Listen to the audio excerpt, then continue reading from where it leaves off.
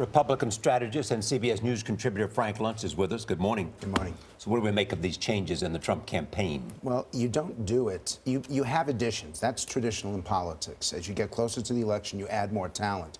But you don't have a shakeup like this. You don't take the top person and kind of push him aside as they did to Paul Manafort.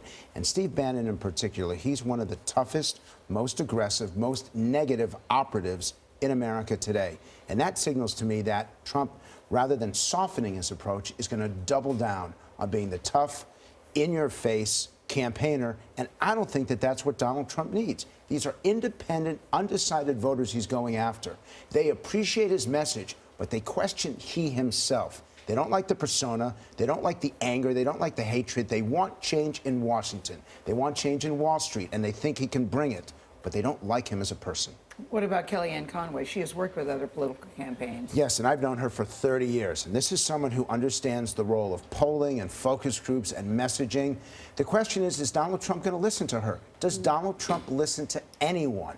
His message still resonates.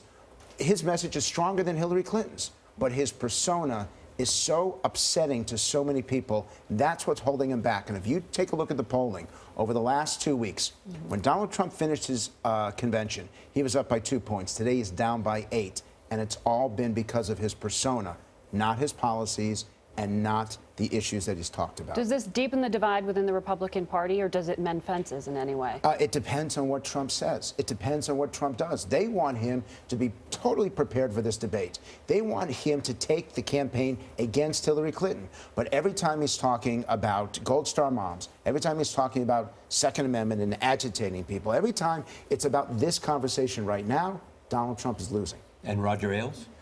I think it's significant. And Roger is, to me, and I've known him since 1980, the best political operative. He knows how to win a debate. He knows how to win a presentation.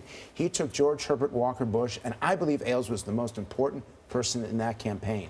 But it's somewhat combustible to put Donald Trump and Roger Ailes in the same room. It's like putting Stalin and Trotsky and adding a little Khrushchev. Aren't they denying Roger Ailes being involved, though, at this time? It keeps bubbling up, but they said, no, there's been no formal deal with him. What have you heard, Frank? There may not be a formal deal, but it doesn't mean that they don't talk.